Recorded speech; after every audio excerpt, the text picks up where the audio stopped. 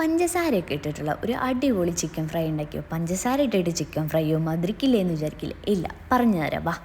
അപ്പോൾ ആദ്യം നമ്മൾ ചെയ്യേണ്ടത് ഇതിലേക്ക് മുളകും പൊടി, മഞ്ഞൾപ്പൊടി, മല്ലിപ്പൊടി, ഉപ്പും കൂടി ഇട്ടിട്ട് കായം പുരട്ടി വെച്ചിട്ട് ആദ്യം തന്നെ നമ്മളത് ഫ്രൈ ചെയ്തെടുക്കുക. ഫ്രൈ ചെയ്തെടുത്തതിന് ശേഷം ഞാനൊരു സബോള, ഇഞ്ചി, വെളുത്തുള്ളി, അതേപോലെ തന്നെ മുളക്, വേപ്പിൻ്റെ ഇല എന്നിവ എടുത്തിട്ടുണ്ട്. എന്നിട്ട് ആദ്യം നമ്മൾ ചെയ്യാൻ പോകുന്നത് എന്താണെന്ന് വെച്ച് കഴിഞ്ഞാൽ ഒരു പാൻ എടുത്ത് വെളിച്ചെണ്ണ വെച്ചിട്ട് ചൂടായി വരുമ്പോൾ നമ്മൾ അരിഞ്ഞു വെച്ചിട്ടുണ്ടായിരുന്ന മുളകും വേപ്പിൻ്റെ ഇലയും, ഇത് ക്വാണ്ടിറ്റി ഇഷ്ടത്തിനനുസരിച്ച് കൂട്ടുകയും കുറയ്ക്കുകയൊക്കെ ചെയ്യുക, അതൊന്നും കുഴപ്പമില്ല.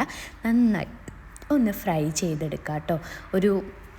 നമ്മുടെ വേപ്പിൻ്റെ ഇല നല്ല ഇങ്ങനെ ഒരു ഫ്രൈ നല്ല ഇങ്ങനെ പൊട്ടണ പോലെ വരും. അതിന് ശേഷം അത് മാറ്റി വയ്ക്കുക. പിന്നെ ഞാൻ നേരത്തെ പറഞ്ഞിട്ടുണ്ടായിരുന്ന സവോള ഉണ്ടല്ലോ, ആ സവോളേനെ നമ്മളൊന്ന് ക്രഷ് ചെയ്തെടുക്കുക. ക്രഷ് ചെയ്തെടുത്തതിന് ശേഷമാണ് നമ്മൾ വെളിച്ചെണ്ണയിലിട്ടിട്ട് നന്നായിട്ട് പച്ചമണം പോണ വരെ നന്നായിട്ട് ഇളക്കി കൊടുക്കുക. പിന്നെ ആവശ്യത്തിനുള്ള ഉപ്പ് ഇട്ട് കൊടുക്കുക. ഈ സവോള എന്തായാലും ക്രഷ് ചെയ്യണം കേട്ടോ. നമ്മൾ ഫ്രൈ ഉണ്ടാക്കുമ്പോൾ അധികം മസാലയുടെ ആവശ്യമില്ലല്ലോ, അപ്പോൾ അതുകൊണ്ടാണ് അങ്ങനെ ചെയ്യുന്നത്. പിന്നെ ഒരു ചെറിയൊരു സവോളയാണ് കേട്ടോ എടുത്തത്. പിന്നെ ഞാൻ ഇഞ്ചിയും വെളുത്തുള്ളിയും ചതച്ച് വെച്ചും കൂടെ അതിലിട്ട് കൊടുത്തു. അതിൻ്റെ പച്ചമണം പോയി വരുമ്പോഴേക്കും ഞാൻ മുളക് പൊടി ഇട്ട് കൊടുത്തു.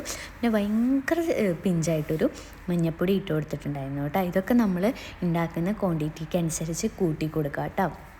അങ്ങനെ നന്നായിട്ട് വഴറ്റിയെടുത്തതിന് ശേഷം ഞാൻ നേരത്തെ പറഞ്ഞ സാധനം പഞ്ചസാര ഇട്ട് കൊടുക്കുക. ഒരുപാടൊന്നും ഇടണ്ട, കുറച്ച് ഒരു പിഞ്ചിലും ഇത്രയും കൂടുതൽ പഞ്ചസാര ഇട്ട് കൊടുക്കുക. അപ്പോൾ ഇതിനൊരു ചെറിയൊരു മധുരം അതുപോലെ തന്നെ ഒരു വേറൊരു ടേസ്റ്റ് ഉണ്ടായിരിക്കും കേട്ടോ. എന്നിട്ട് നമ്മൾ വറുത്ത് വെച്ചിട്ടുണ്ടായിരുന്ന ചിക്കനും കൂടെ അതിൽ ആഡ് ചെയ്ത് കൊടുക്കുക. എന്നിട്ട് നന്നായിട്ട് ഇളക്കി കൊടുത്തിട്ട് ഫ്രൈ ചെയ്തെടുക്കുക കേട്ടോ.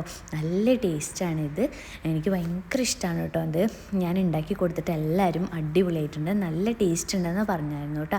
പിന്നെ നമ്മൾ നേരത്തെ ഫ്രൈ ചെയ്ത് വെച്ചിട്ടുണ്ടായിരുന്ന വേപ്പിൻ്റെ ഇലയും മുളകും കൂടെ അതിൻ്റെ കൂടെ ഇട്ട് കൊടുക്കുക. പിന്നെ അപ്പോൾ നല്ലൊരു മണാട്ടോ മുളകിൻ്റെയും വേപ്പിൻ്റെ ഇലയുടെയും ഒക്കെ കൂടിയിട്ട് ഒരു രക്ഷയില്ലാത്ത ടേസ്റ്റുമാണ്.